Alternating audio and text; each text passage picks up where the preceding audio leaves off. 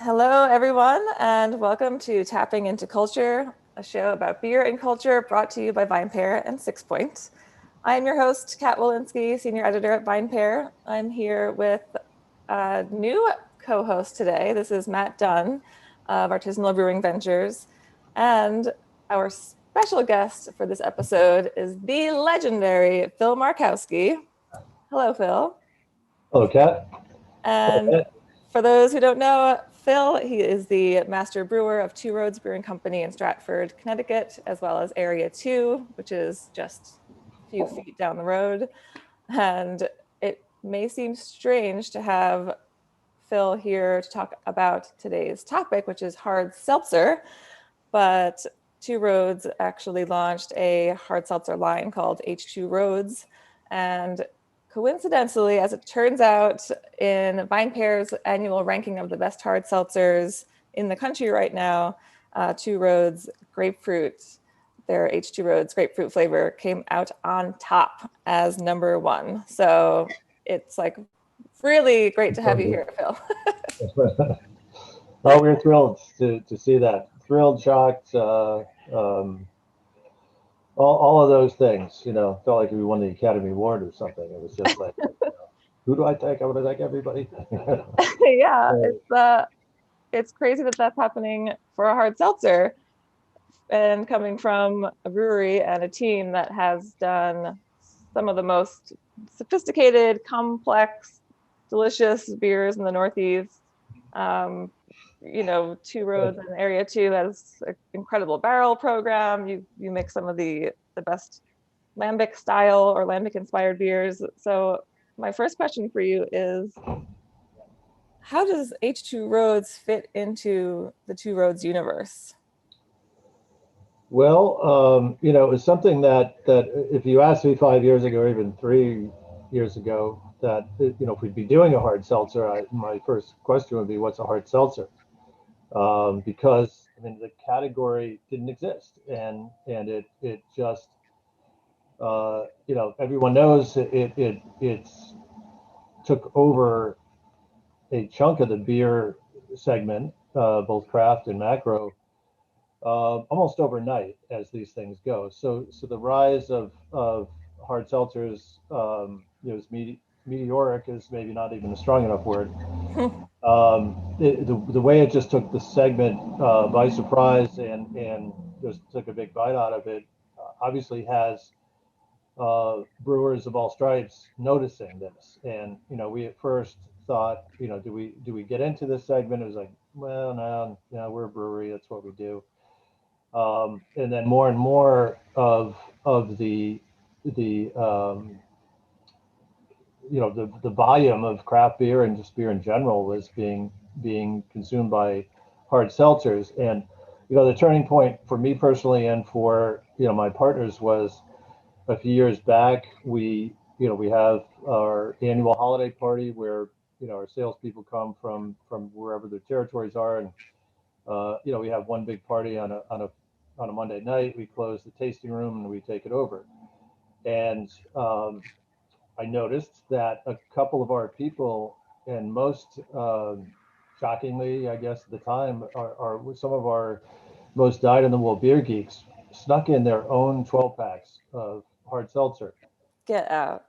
And yes, get out, get out of here. Get out of the um, brewery. and it was, we found out there was more than one, but one in particular, So they whose were name fired. remained confidential, Yeah. said, I'd love to drink beer all night long, but it gets too filling, and I got to switch over to these. And it's like, really, wow, Huh. you? And that became like the I guess the moment, the epiphany, if you will, that this segment is here to stay. It's not going away. And if the most you know self-styled beer geeks are consuming these products, then there's got to be more to it. And it's an age-old calorie count thing, and um, you know less filling, all of those cliches. Um, come to light with this. So we thought, okay, we've got to get into this segment, but how do we do it with a point of difference? And that's where we began, brainstorming. And I thought, well, why not use real fruit? I mean, all of these other examples, they're clear. Okay, it says it's dark cherry, but the thing is crystal clear. It's. Yeah, how does that happen? We wonder. How does it happen, and how does it explode? To become such a big chunk of the beer market in such a small period of time. So we started to experiment and came up with a couple of prototypes we thought were worth trialing in our tasting room, and we did that with good success, and thought, okay, maybe we have something here, we have a point of difference that we can feel proud of and put our name on, and let's go for it. So we began to work out all the other details, packaging, the graphics, refine the product and the process further, and then we launched in I want to say it was a little late, but August of 2019 was kind of the best we could do. And obviously, just like beer, the busiest time of year is really from May through the end of August. Right. So we just caught the tail end of that season, and we had some issues with the product stability that we've since solved. So we didn't have the type of launch, the textbook launch we would have liked. And then, the following season comes along, we have these big plans for, in-store samplings, and then COVID happens. So, we're still good old COVID. A proper launch with the products, but they're doing well. In spite of that, it's been really kind of word of mouth advertising up to this point. So we're poised to hit this summer season running with some new flavors, and variety pack is king with seltzers. So we've certainly gotten that message, and that's where we're at with H2 Roads. Great. Now, Matt, I know that you work with Southern Tier mainly, I believe, and you also work with Sixpoint, which is launching its own hard seltzer line this summer, or very soon, actually. Can you tell us a little bit more? Next week. So this will be launching in April. Yep. Which is another entry into the market that I'm interested to hear more about. How will Sixpoint be, cutting through the current hard seltzer universe with all these different brands out there?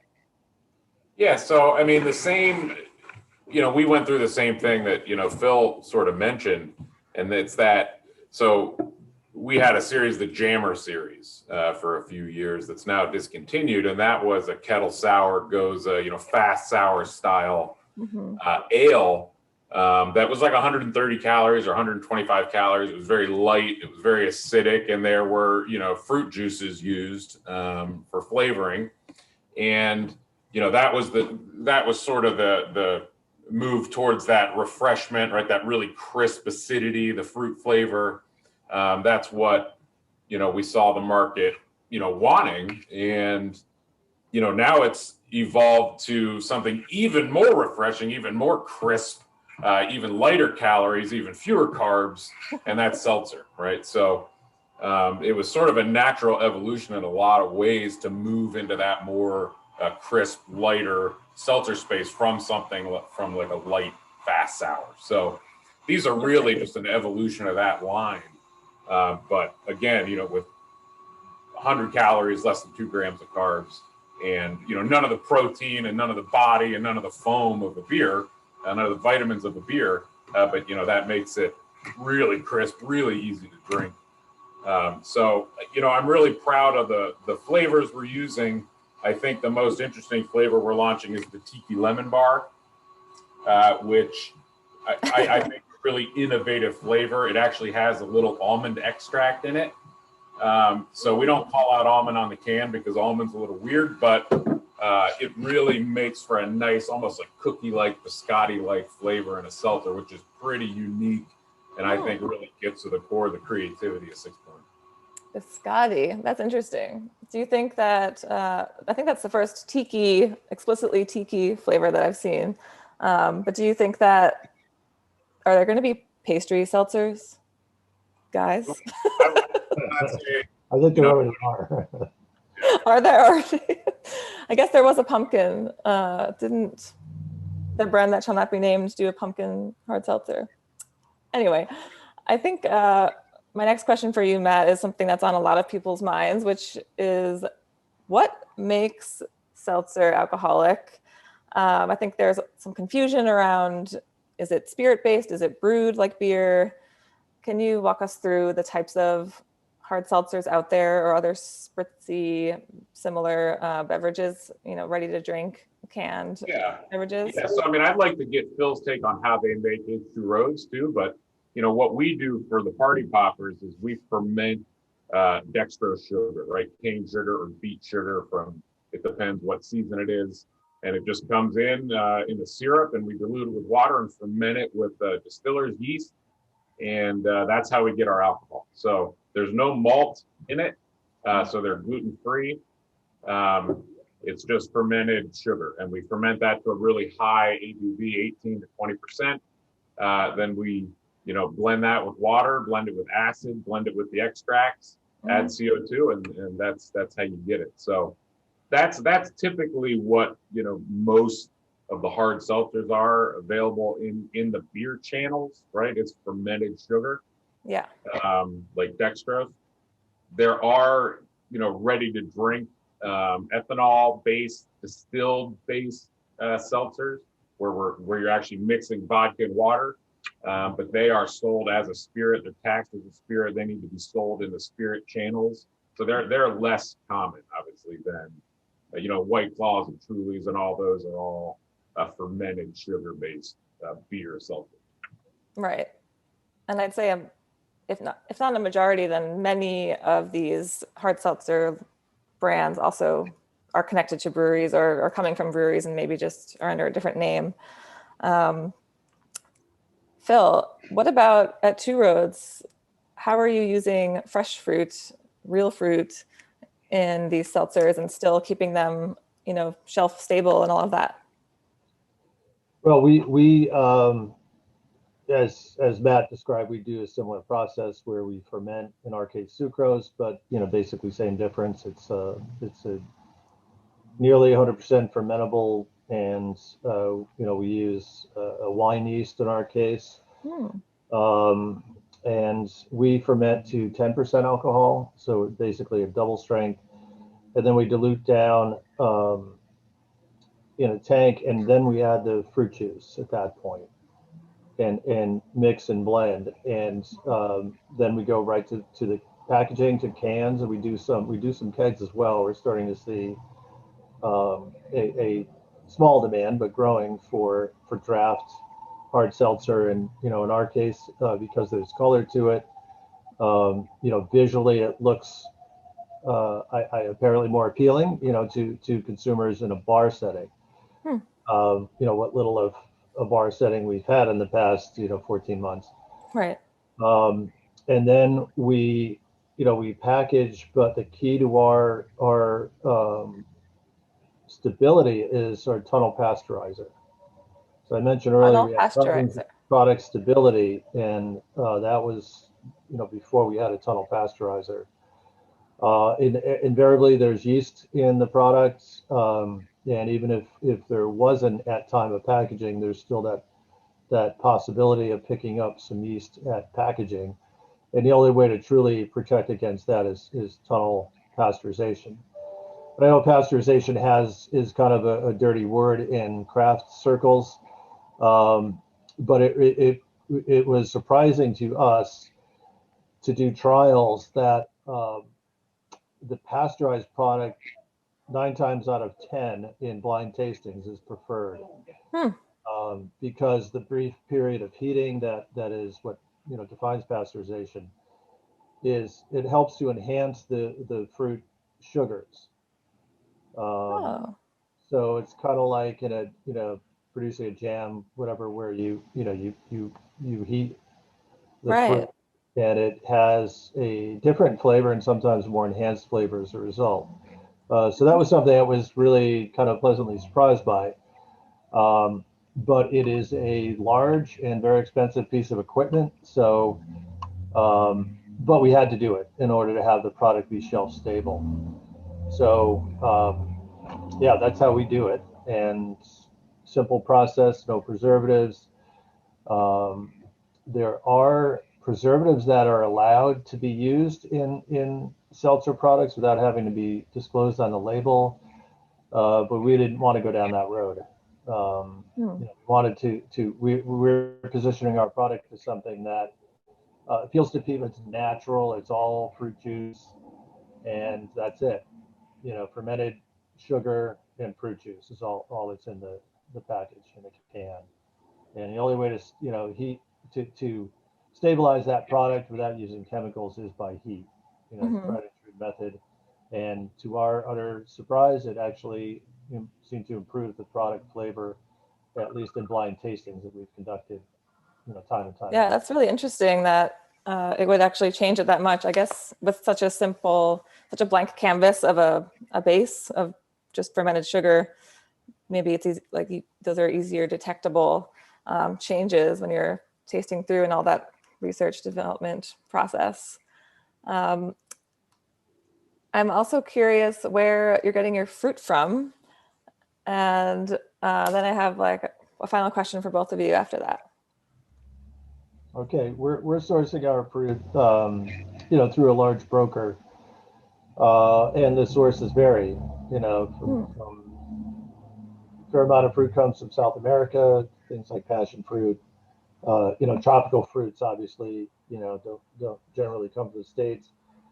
The raspberries is U.S. We use raspberry. Grapefruit is U.S. That's one exception of a tropical type fruit that's grown in the U.S. Um, the So you said cherries are these are coming as juice, like it's a juice versus a puree, or like what's the well, we use both purees and juice concentrates. okay. Juice concentrates are definitely more standardized, so you get more consistent results batch to batch. The Mm, purees do vary a little bit.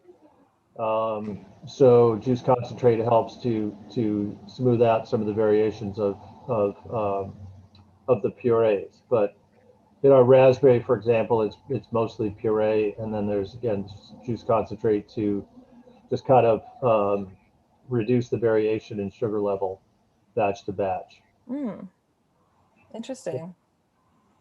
And we're able to keep our, depending on the product, the calorie count between 100 and 110 calories. Yeah. Marginally higher than some other brands on the market, but we feel that's a trade-off that somebody who wants real fruit flavor and Yeah, it's a different character product, right? It's trade-off. Yeah, if you're drinking juice, it's gonna have some calories in it. but if you have 100 calories, probably 80 85 to 90 of those come from the alcohol. That's Right. the source of the Right. calories. And Can't avoid that. no, it comes with the territory. So it's really interesting talking with both of you about these different brands and walking through the process of your production, because on the whole we see, from a consumer standpoint, hard seltzer is like it's the most stripped down, simplest thing we can do. Like you were saying, Phil, it's not just those people who are bringing their cases into the brewery. It's us. It's your very own brewers or staff members at a brewery. And it makes me, it's interesting to hear about, these things that actually are pretty sophisticated. It's not necessarily an easy thing to do, although it's, theoretically easier than brewing a beer with malt and hops and the many, many ingredients and processes that come with that. But it is still this emerging market that should be taken seriously, and that clearly your breweries and VinePair has taken seriously, and Sixpoint. And I guess my closing thought for you both is, do you think seltzer can be sophisticated? Matt, you want to take that first? Throw you to the lions first. Matt with the party poppers. It depends what you mean by sophisticated, I suppose. I mean, I think that in some sense, that because of the way they're made, they're sort of assembled. And so that is, less artisan or less, there's less opportunity for subtleties maybe, but at the same time, you could make it super duper complex, right? You could spend a lot of time, R&Ding a really, really complex seltzer with lots of different ingredients at very precise dosing rates and all those sorts of things, and make something that tastes, complex and interesting. And I mean, I think all art seltzers taste complex and interesting. I'm sure Two Roads does as well. But sophisticated, it seems like there needs to be some sort of magic or mystery or nuance of something that's sophisticated. So, yeah, be sophisticated. I'm not sure. So point being, it's not really about the, you're not meant to sit and ponder over it too much. The point is to just crack it and enjoy it, right? They're refreshing. They're crispy. They're couldn't be any crispier. What are some of the other flavors that you have there for Sixpoint? So we've got a triple berry disco. We've got the lime cucumber. Ooh. We've got the passion fruit orange guava punch. And then, as I mentioned before, the tiki lemon bar. So, they're all riffs on some of the jammer flavor development we were doing, and I think they're all, they hit all the points you want to hit in some seltzer flavors, and I think that lemon bar flavor is really interesting and different. Yeah, well, I'm really interested to try them. I was a big fan of the jammer series, so we'll see if this is my replacement. Hope you like them. Well, thank you, Matt, and thank you, Phil. And hopefully the message is out there that there are so many different flavors out there, so many different brands of hard seltzers, and do a little research, check out our list on VinePair, and convert yourself. Convert from White Claw. There's more out there. Another minute or two? Sure. I didn't address the question about whether seltzer can be sophisticated. Yes. With that, it depends on your definition of what sophisticated means. But over at Area 2, we started doing some experimental things, and that's our kind of our barrel aging facility that's just down the road from Two Roads, a couple football fields away. And there our mission is innovation and product development, new products that fall under the Two Roads or H2 Roads or Area 2 names. Originate at Area 2 in our R&D facility, and we're adding a distillery over there as well. And we recently have done some seltzers that we had some fun with, or at least one that we had some fun with. We called it the Dirty, and it was our seltzer base that's again at 10% alcohol. It was aged, some was aged in gin barrels and some in vermouth barrels, and then we blended the two together with some olive juice and made what's called the Dirty. So it wasn't a beer at all, and it was at on tap at our facility. Working on we have some seltzer aging in rum barrels now that will make into a kind of pina colada-ish product that will serve on draft at Area 2. And it just, it's having some fun. We didn't want to age seltzer base in barrels just for the sake of doing it. We wanted to have a greater meaning to it, and it just kind of have fun to sort of mimic these mocktails, if you will, is a name you can call them. So we do have. Wait, it's canned? Well, we put some in cans, yes. So Oh my God. Oh, he's ready with we his put it dirty. in, we have the classy plastic lid, put the olives on that, and Oh my God. not meant to. It's not going to be the next big thing by any means, but it's just a fun thing for people to come in and see. That's amazing. Turned on its ear a little bit, and that's what we hope. Somebody walks in area 2 of the tasting room, and they emerge with an expanded definition of what beer can be, or beer is, or beer-like product. So it's fun. Don't take ourselves too seriously with it, but it's kind of a fun thing. So, Oh man, that is seriously cool. Breakfast of Champions. Yeah, we're recording in the morning here, folks. Cheers. All right. Well, my coffee's go back to my coffee after this. But. Oh man, that was so cool. All right. Well, thanks again, guys. Hopefully I can make it to the brewery soon. And you better believe I'm going to order a dirty. All right. Thanks again, guys. Have a good day. Thanks, guys. Appreciate the time.